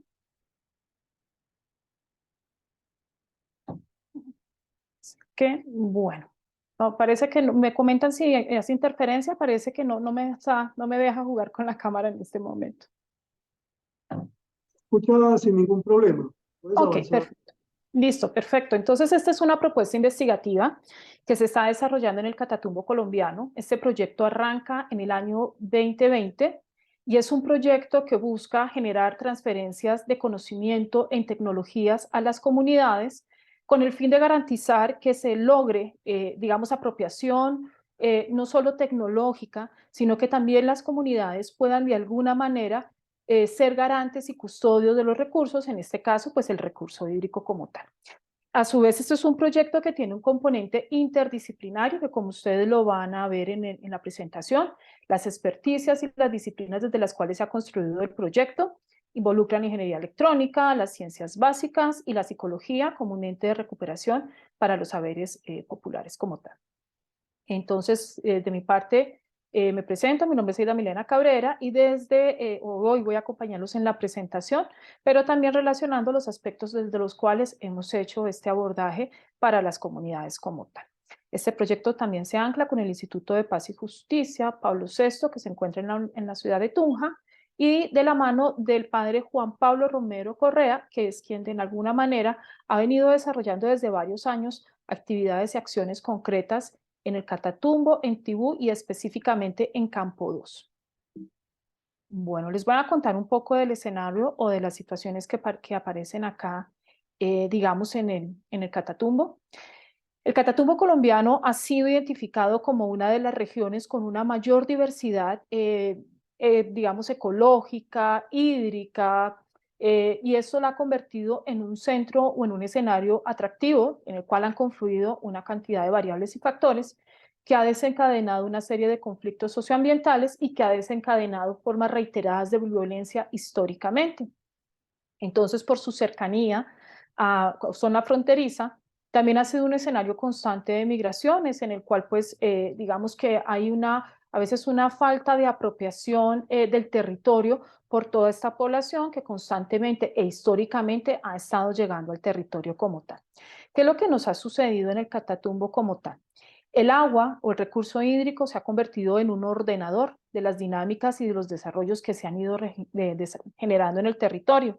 Y especialmente, y con todo lo que fue en su momento, toda la expropiación y toda la explotación petrolera que se da a partir de 1937, aparece un primer indicio y una primera afectación cultural que tiene que ver con el exterminio y el genocidio de la población barí motilón, que fueron los primeros, en nuestras primeras comunidades ancestrales que se ven, digamos, atropelladas por todo lo que fue la noción del desarrollo petrolero. ¿Esto qué hace? Que empiece a llegar una cantidad de población de otras regiones del país a hacer presencia en el territorio y se va invisibilizando y se va, digamos, de alguna manera apropiando del territorio, de los recursos, y por ende estas comunidades que en su momento eran garantes del territorio, pues empiezan a replegarse, empiezan prácticamente a extinguirse y empiezan a caer un sector muy pequeño del territorio como tal. Entonces empezamos a jugar con dos condiciones: comunidades ancestrales propias del territorio, pero colonos que fueron llegando y fueron apropiándose de los recursos, y también iban creciendo las comunidades en torno a los recursos hídricos. Se calcula que el Catatumbo colombiano más o menos tiene alrededor, en cifras oficiales, que vamos a ver ahorita, más o menos tiene alrededor de unos 170 humedales, pero las organizaciones, digamos, no gubernamentales o las comunidades que están haciendo acción directa nos refieren que podría haber fácilmente alrededor de unos 1000 humedales, o sea que si vemos la proporción del recurso hídrico y las condiciones ambientales que tenemos en esta región, pues es un escenario bastante interesante para poder, digamos, dimensionar todas las afectaciones y todo el conflicto y todas las dinámicas socioambientales que se han dado. Nuestras acciones se han concretado o se han centralizado un poco en Campo 2, en Tibú. Campo 2 es un escenario donde también han hecho presencia diferentes actores armados, como les comentaba, con el inicio y con la llegada de las petroleras en este territorio. Aparece también otra forma de negocio, o aparece muy de la mano en su momento lo que empezaron a hacer estas plantaciones cocaleras. Entonces, como hay una forma de frontera de empezar a sacar la coca a partir de las fronteras y movilizar estos, digamos, estos cultivos ilícitos, lo que sucede en el territorio es que empieza a su vez otros actores a hacer presencia. Grupos al margen de la ley, grupos armados que también buscan de alguna manera empezar a tener dominio de las condiciones cocaleras. En el sector o en la región se deja de cultivar el pan coger y los cultivos propios del territorio, y entonces empiezan a haber unas grandes extensiones de lo que en su momento era la coca. Adicional a eso, el paso del oleoducto hace que también para la fabricación de la coca se necesite también tener el crudo. Entonces aparecen otros actores sociales que son los patagrilleros, y son aquellos que hacen aquellas rupturas del tubo para poder acceder al crudo y poder venderlo o poder comercializarlo, tanto para algunas personas de la región como también para algunas personas que están en la fabricación de la coca como tal. Entonces, si nos damos cuenta, es un escenario bastante complejo donde históricamente han estado diferentes actores sociales. Un poco, y como les comentaba, lo que ha sido el exterminio y lo que fueron las condiciones del grupo Barí Motilón, pues todas estas legislaciones y todo este privilegio que se le da a la explotación de petróleo como tal, hace que estos pueblos o estas comunidades cada vez se vieran más replegadas y más afectadas directamente. Entonces, ¿qué es lo que nos sucede? Las fuentes hídricas, donde tenemos humedales, ríos, aguas subterráneas y otras condiciones hídricas que podrían privilegiar y podrían dar garantía de derechos a las comunidades que hacen presencia ahí, empiezan a verse afectadas de manera directa. Las plantaciones de coca empiezan también a generar afectaciones ambientales y deterioro de los suelos. Por lo tanto, hemos podido en este proyecto dimensionar los cambios en las coberturas de suelo y hemos identificado dónde o conforme a las condiciones de violencia que se han ido generando en la región, hay afectaciones directas en las dinámicas y en lo que ha sucedido con los suelos, en partes muy pobladas, en partes donde teníamos una cantidad de cultivos o de condiciones ambientales óptimas para el desarrollo pues, de la biodiversidad. Con la llegada de este tipo de acciones empezamos a ver cómo se minimizan y cómo también hay una replegación de las comunidades que también se van moviendo conforme a las dinámicas territoriales como tal. Dentro de los actores armados encontramos los grupos armados ilegales, encontramos las empresas petroleras, la delincuencia, la delincuencia como tal, quienes les comentaban los patagrilleros, que son estas personas que hacen rupturas directas al tubo, migración constante, pero aquí nos aparece otro fenómeno particular. Con todo lo que fue la firma de los acuerdos de paz y todo lo que se trabajó en este momento para la restitución de cultivos, entonces empezamos a tener una confrontación bastante particular. Las empresas de coca o las cocaleras que hacen presencia en el territorio, con unas plantaciones fuertes y con unas formas de cultivo particulares desde cómo se maneja este tipo de cultivos, y empezamos a tener una restitución de cultivos orientados a la palma, esta palma que fabrica aceite o esta palma que ayuda a producir el aceite, donde también empezamos a ver cómo hay unas afectaciones serias por estos monocultivos. ¿Qué es lo que sucede? Que son plantas o son semillas no nativas, que son semillas que demandan un alto consumo de fuentes hídricas, que adicional a esto se han enfrentado a diferentes, digamos, organismos o a diferentes formas de bacterias y algunos insectos que dañan la palma y por ende ha tenido que tener un uso de plaguicidas constantes, lo cual ha ido deteriorando y ha ido, digamos, bajando la calidad del agua que consumen los pobladores del territorio. Como les comentaba, en cifras oficiales nos relatan que más o menos tenemos alrededor de 170 humedales, pero en estas cifras no oficiales ellos logran dar cuenta alrededor hasta de 1000 humedales y hasta más. Dicen que constantemente van encontrando humedales y que eso hace que también, digamos, se pueda dimensionar la riqueza hídrica que está en el territorio. Esto ha movilizado a muchos de los actores sociales en torno a buscar garantías de derechos y buscar formas de gobernanza del agua, entendiendo esta gobernanza como el conjunto de sistemas políticos, sociales, económicos y administrativos que permiten desarrollarse, entender un poco o dar cuenta de esos recursos hídricos y la prestación de los servicios sociales para diferentes estratos de la sociedad. Pero desafortunadamente, ¿qué sucede? Que es una región que empieza a crecer de una manera desmesurada, no hay un crecimiento constante y no hay una apropiación territorial de manera controlada en los planes de planeación, y lo que hace es que muchas de las poblaciones cada vez se vean con más dificultad de acceder a los recursos hídricos, a pesar de que hay una riqueza como tal en el territorio como tal. Esta es una de las cabeceras donde podemos dimensionar el tránsito que hace el río Sardinata, que es uno de los ríos que hemos monitoreado en compañía del equipo de investigación para mirar los parámetros básicos de agua, también para orientar y mostrarle a las comunidades cómo en diferentes partes del río y conforme a la actividad económica que se desarrolla, cómo hay algunas afectaciones o cómo se empiezan a encontrar unos parámetros particulares del agua que consumen las comunidades. Y este es el estado en que encontramos algunas partes del río Sardinata. ¿Qué es lo que sucede también con esta forma, con este recorrido que hace el río como tal? Pues que el río también se ha convertido en un escenario de memoria territorial. En el río viaja o está presente gran parte de lo que fue también las memorias del conflicto, y hay una carga muy simbólica de la población con lo que representa el recurso hídrico como tal.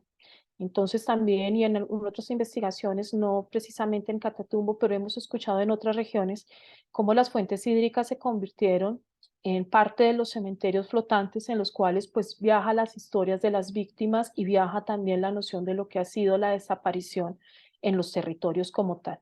Pues estos ríos no se escapan de estas historias y conforme a lo que ha sido las dinámicas de conflicto, pues también de alguna manera guardan esos relatos de lo que ha sido las condiciones de violencia.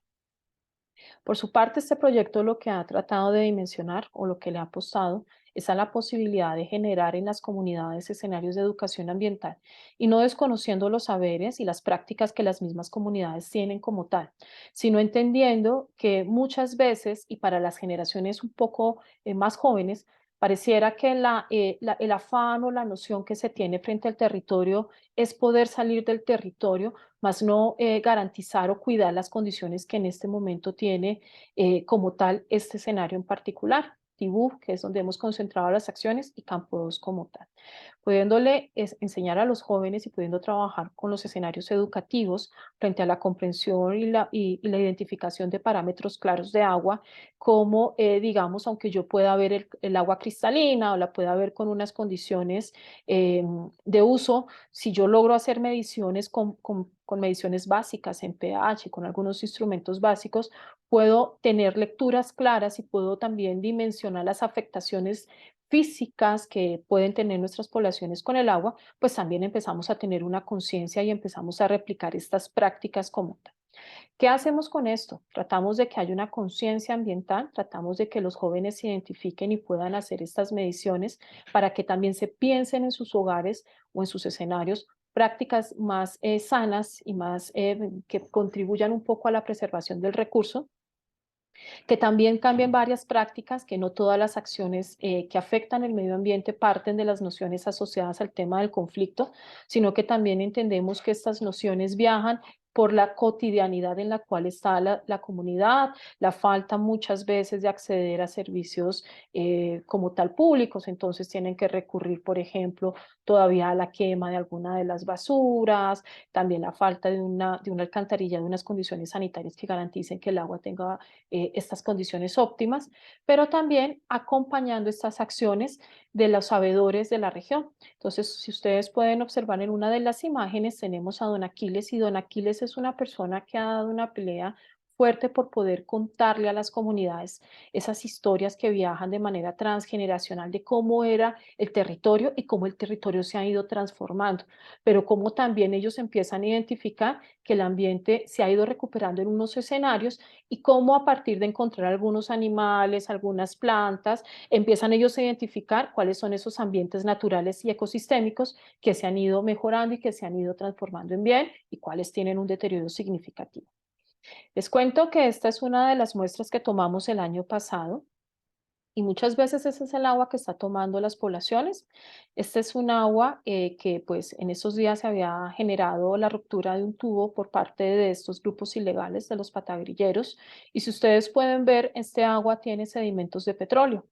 Lo que hacen muchas de estas comunidades para poder tomarse este agua es que las estaban filtrando con espumas o colchonetas. Y entonces realmente lo que hacían estos procesos era decantar pues esta forma oleosa que tiene del petróleo y dejar el agua un poco más digerible. Pero igual cuando se hacían los parámetros y lecturas del agua, pues la presencia del crudo estaba muy latente en la muestra de agua y adicional eso, y sigue siendo un agua que no es apta para el consumo.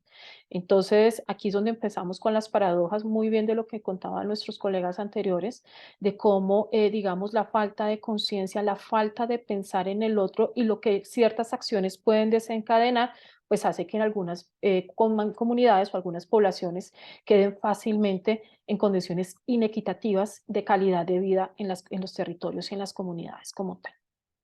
Bueno, nos hemos también basado en los aspectos bioculturales, entendiendo este enfoque como una posibilidad de entender las formas de vida de las comunidades, de los grupos étnicos, aceptar que entre la naturaleza y las comunidades existe una relación directa y que también las comunidades empiezan a contar cómo los escenarios naturales se han convertido en víctimas silenciosas de lo que han sido las dinámicas del conflicto. Y cuando nosotros arrancábamos a hablar en los territorios de cuáles son las víctimas del conflicto armado, ellos fácilmente daban cuenta de cómo el componente ambiental era una víctima silenciosa que había experimentado una cantidad de cambios también un poco políticos, económicos, de cómo se distribuyen las tierras, de qué se puede cultivar y qué no se puede cultivar, también de lo que han sido las acciones bélicas, pero sin embargo, digamos que una víctima silenciosa que ha visto pasar esta historia y que de verdad tocaba darle como comunidad toda garantía de cuidado y toda garantía de preservación. Un poco también dando cuenta de esa posibilidad de entender al sujeto desde una comprensión con su medio ambiente para generar o comprender un poco cómo se ha desarrollado esa identidad cultural. Aquí encontramos también un poco los trabajos que hemos ido desarrollando con algunas comunidades y cómo ellos empiezan a contar las acciones. Hay muchos grupos que se han organizado, grupos sociales que han empezado también a dar su voz y a manifestar las condiciones ambientales en las que se encuentran. Pero como ustedes lo conocen en Colombia, el tema de los líderes ambientales, ellos se nos convierten en sujeto muchas veces de acciones de intimidación, de acciones violentas, porque desafortunadamente se mueven muchos intereses en torno también a los recursos y la distribución de la tierra como tal. Entonces, trateamos con los más jóvenes también para entender las condiciones en las cuales estaban y hacíamos mapas para entender las historias del territorio, para entender cómo eran antes el territorio, qué estaba sucediendo y cuál era la proyección que se tenía con diferentes grupos poblacionales y transgeneracionales. Y encontrábamos también cómo, a partir de las memorias colectivas, de las memorias que viajan en el territorio, podíamos construir narrativas que superaban un poco ya los discursos y empezaban a entenderse una noción del sujeto en una perspectiva ecosistémica, que le permitía al entenderse no solo como una relación entre actores sociales, sino una relación entre actores en medio de un contexto natural, donde hay unas prácticas y unas dinámicas que permite pensarse unas relaciones un poco más amplias para leer lo que sucede con el contexto. Entonces, ante este escenario, y es parte de lo que trabajamos en esta primera investigación, pues nos queda al equipo de investigación una duda. ¿Cómo podemos generar acciones un poco más unas acciones o cómo podemos movilizar a las comunidades y ponerlas en riesgo? Y encontramos, bueno, empezamos a trabajar un poco el diálogo de saberes para entender las dinámicas, qué sucedían, a qué estaban expuestos, pero encontramos en la transferencia tecnológica una posibilidad de generar formas de mediación de conflictos donde generamos apps con el fin de garantizar, número uno, que se pudieran poner en conocimiento las condiciones y los factores que en ese momento estaban generando digamos, factores que pudieran afectar las condiciones hídricas en ese momento en tiempo real, pero a partir de la denuncia anónima, donde yo pudiera contar, tomar una foto o hacer una ubicación satelital, poder mencionar ese escenario, dónde está y qué condiciones de agua estoy identificando, con el fin de que no se quedara en esto en una condición de actores en conflicto, sino que pudiera pensarse en el recurso común, que es el agua, como una forma también que debería ser cuidada por diferentes actores y no solamente quedarse en las dinámicas y en las disputas de quién está en conflicto con, sino cómo este insumo se está afectando y qué hay alrededor o qué puede estar sucediendo para que dentro de las comunidades se generaran acciones de preservación, de cuidado y que digamos que se percibiera qué sucede y cómo nosotros nos organizamos para dar garantía del recurso. Entonces, a partir de este desarrollo tecnológico que se deja con las comunidades, podemos de alguna manera darles digamos, a las poblaciones o podemos decirle a las poblaciones, mire, notifique, cuente en tiempo real para que también la misma comunidad se movilice y entienda qué puede estar sucediendo. Para muchas de estas comunidades y para los líderes sociales, encontraban que ellos comentaban las afectaciones y todo lo que les sucedía al recurso, pero muchas veces no tenía un soporte. Y estas apps permiten también de alguna manera llevar un contexto y una traza histórica de qué ha sucedido con el territorio y dónde están percibiendo afectaciones como tal. Partimos también de la noción de las memorias transgeneracionales, que permiten no solo hacer una transferencia de los adultos a los más jóvenes, sino que encontrábamos que había una respuesta interesante, siendo los jóvenes los que más manejan el tema de las tecnologías, cómo ellos podían también a los mayores hacerle o contribuir con estas capacidades instaladas de poder actualizarlos, poder orientarlos de cómo hacer los registros y cómo poder entre todos tener como un escenario de diálogo para que se permitiera poder en conocimiento estas condiciones en las cuales se encuentra el territorio como tal. ¿Qué nos ha Lidia, permitido? Dime. no, disculpa, Estamos cerrando. Perfecto, claro que sí, ahí estamos cerrando. Gracias. Ok, primero que hemos encontrado, descentralización de los conflictos. Entonces, como les comentaba, ya no es un escenario de conflictos entre actores, sino que permitimos mostrar que hay una situación latente a la cual pues les concierne a todos y por lo tanto es necesario atender. Transferencia tecnológica y apropiación social con fines comunitarios. Son las comunidades quienes almacenan y quienes alimentan la app, son las comunidades que de viva voz saben qué está sucediendo y pueden notificar en tiempo real y le dan voz a sus líderes sociales para que también puedan actuar frente a las denuncias y frente a lo que se requiere trabajar para la preservación del recurso, y una apropiación comunitaria y custodia de preservación de los recursos hídricos, dándole identidad cultural y un poco identidad colectiva a lo que queremos como tal, que es que se garantice que las condiciones ambientales prevalezcan y se cuiden en el territorio. Este es el equipo de investigación. Si quieren ampliar un poco más desde esta experiencia, con el mayor de los gustos, pues son nuestros contactos y podemos pues un poco orientar lo que ha sido esta expectativa. Muchísimas gracias. No, un agradecimiento muy especial a ti, Aida Milena, por la presentación de la ponencia y también a tus compañeros Zuli Seguros de San Mauricio, Bogotá, quienes entonces participaron en todo el proyecto de investigación de la ponencia que tuvo por nombre TICS como estrategia de mediación territorial frente a conflictos socioambientales, lectura contextual desde la experiencia en el Catatumbo, que cuando tú hacías la presentación, me permite decir, pues uno siempre tiene la referencia del Catatumbo como una zona muy compleja, conflictiva, y tú de alguna manera pues nos va representando también esas realidades, pero también posibilidades y oportunidades trabajando directamente con las comunidades y las poblaciones. A mí me queda pues allí como presente todos los conflictos medioambientales que tenemos en Colombia y que infortunadamente no conoceríamos si no tuviésemos espacios como estos, porque a veces los medios tradicionales y demás no permiten pues evidenciarlos directamente. Bueno, abrimos unos 10 minuticos para que ustedes den también sus puntualizaciones finales, preguntas o comentarios que quieran realizar como tal en este ejercicio del primer día o la primera jornada del octavo Congreso Redipaz, ¿cierto? Recordando entonces y reiterando nuestro agradecimiento también por participar en estos eventos. Redipaz realmente es una apuesta que hemos venido haciendo profesionales en diversas instituciones del país.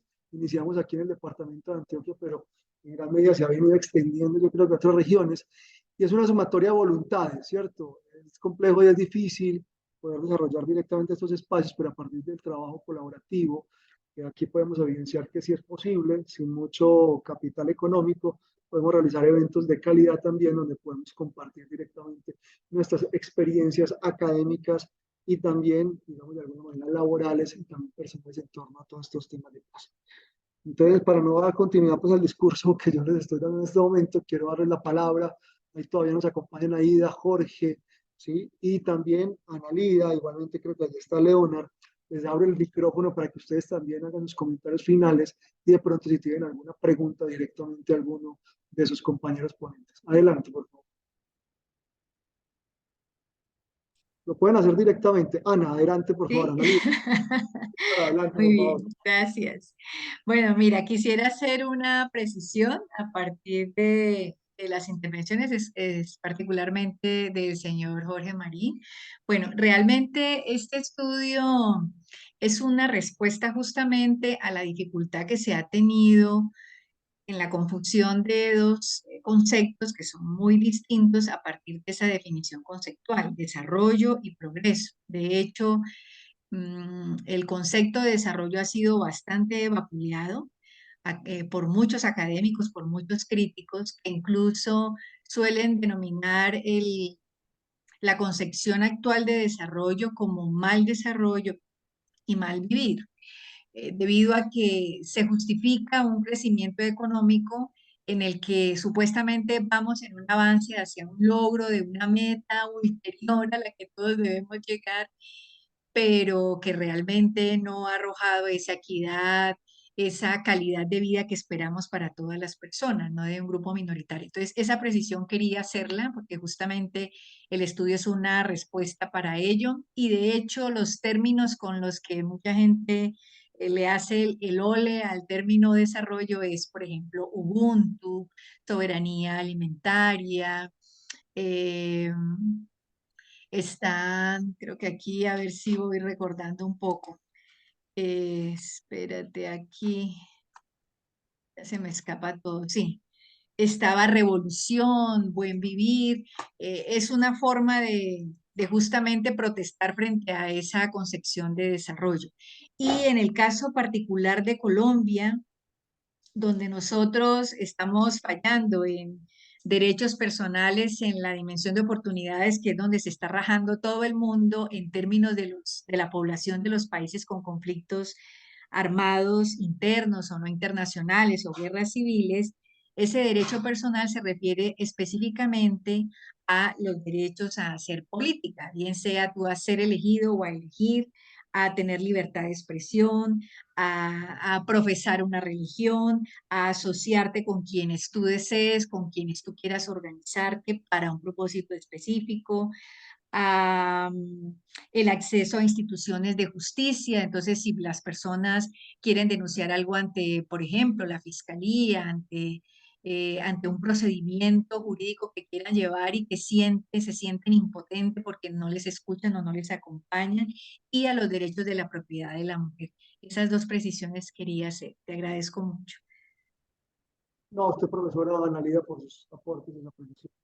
No sé si el profesor Jorge quisiera decir algo frente a los comentarios y planteamientos de Analida. Que tengo mucho ruido acá. Voy a tratar, no, profesora Ana, pues es que me pareció muy interesante su estudio. Lo que pasa es que, pues, sinceramente yo hago parte de la gente que no creo que haya que desaparecer el vocablo de desarrollo de los diccionarios. No, no. Y como otros dicen, no basta con resignificarlo. A mí me parece que es una cuestión que, como lo he ido aprendiendo con las comunidades afroindígenas, campesinos, se trata más bien de adentrarnos en unas formas de ver la vida y el mundo de otra manera. Tener visiones de vida y de mundo con otros códigos, como en este corto plazo que pudimos hablar, traté de esbozarlo. Necesitamos construir otros códigos y construir otras pedagogías. Y creo que eso nos podría ayudar a comprender que la vida y el mundo no son como nos los han enseñado y que la mala comprensión, que yo creo que no ha sido una mala comprensión, sino que los planeadores del desarrollo y los grandes poderosos del desarrollo, pues han abusado de la ingenuidad de los pueblos y de nosotros para asistir a lo que ellos llaman calidad de vida, nivel de vida, etcétera, etcétera. ¿Puedo anotar una cosita chiquita ahí? Adelante, adelante, Sí. tranquila, profe, estamos hablando, pero adelante, no se preocupe, Mira, adelante. yo comprendo todo eso y efectivamente para tú pararte, porque uno no se puede parar en el mundo, para uno referirse a un concepto, se para uno epistémicamente, ontológicamente frente a ello, para poderlo concebir, ¿no? Porque desde la generalidad y lo global, pues todos no podemos converger. Por eso es muy importante precisar desde dónde uno esté parado. Y cuando esta investigación la vengo realizando, hice muchos intentos, creo que llevé 6 años en ello porque yo estuve intentando con muchos indicadores y encontraba que no, que eso no era por allí, no era desde la parte monetaria, desde el concepto económico en cuanto a lo monetario. Porque la economía no solamente es lo monetario, la economía, por ser una ciencia social, abarca otras dimensiones que de pronto no se exploran. Lo que sí me parece a mí interesante precisar es que en la organización del mundo, o sea, cuando hablamos, por ejemplo, de la ONU o de otros organismos multilaterales o de los planes de desarrollo nacional, regional, local, esto, digamos, esas nuevas formas de vivir, como lo plantea, por ejemplo, la soberanía alimentaria, el mismo Ubuntu, el buen vivir, habilidades para el buen vivir, creo que se llama la otra que le he visto muy común en los países de Latinoamérica. Lo interesante no es solamente que se quede en esa dimensión filosófica y en esa dimensión del sentir, del pensar, que muy bien se argumenta y que en la acción las poblaciones, los pueblos, ya sean sus comunidades técnicas o las diferentes organizaciones, que es la dimensión que quiere mostrar este índice, cuando te dice oportunidades, está englobando esas posibilidades de inclusión entre sus componentes.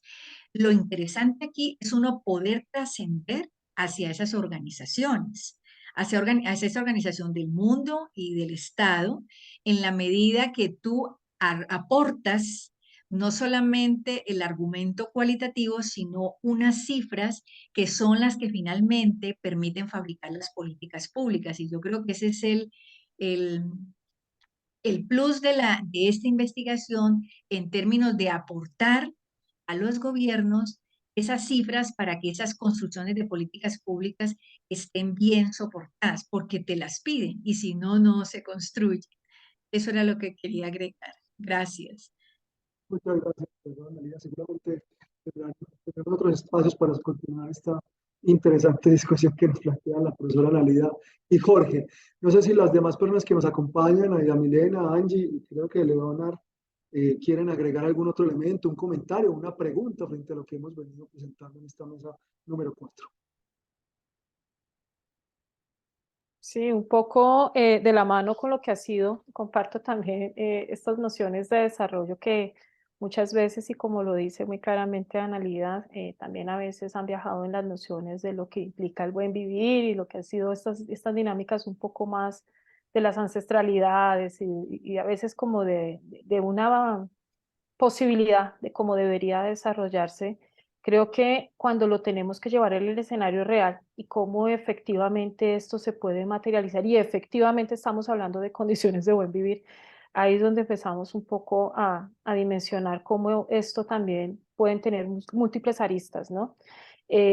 Precisamente, y como les contaba en el escenario, en vías y en pro del desarrollo se han llevado por delante y han pasado muchísimas afectaciones, tanto así que para ellos, como les comentaba, La Palma era una noción de desarrollo y La Palma era en este momento quien iba a dar una garantía, digamos, económica o que iba a permitir hacer una ruptura de las acciones ilegales. Y tristemente nos vemos que algo que termina siendo legal también termina generando las mismas afectaciones, las mismas dinámicas violentas y también termina recrudeciendo lo que han sido las formas de conflicto. Entonces, sí creo que es una noción que nos toca a veces revisar, que nos toca dimensionar y seguir discutiendo desde diferentes escenarios y desde diferentes acciones, porque también se convierte en un factor no necesariamente de posibilidad de crecimiento de calidad. Muchas veces se convierte en un factor que termina siendo victimizante, imposibilitante y que termina generando brechas que a veces son muy difíciles de poder dimensionar y de poder atender de manera directa. Muchísimas gracias, profesora Aida, por sus planteamientos, comentarios también en la vida de lo que hemos venido discutiendo. Yo quiero cerrar con unas pequeñas ideas. Esto simplemente es como para ir sintetizando algunos elementos trabajados directamente en la mesa, recordándoles también que este espacio fue grabado para que pueda ser compartido posteriormente, ¿cierto? Ya más adelante se les informará entonces también el acceso directamente como a dicha grabación como tal. Y también les quiero recordar que el día de mañana continuamos nuestro congreso, perdón, desde las 8 de la mañana con la conferencia central sobre eje memoria y derechos humanos, o en el eje más bien memoria, derechos humanos y cultura de paz, trampas al recuerdo, olvidos inducidos, memorias sesgadas y polarizaciones creadas, barreras psicosociales para la paz y la democracia en Colombia, por parte del doctor Juan David Villagómez de la Universidad Pontificia Bolivariana. Quiero cerrar entonces con algunas ideas recogiendo todo lo que ustedes maravillosamente nos han planteado en esta mesa como tal.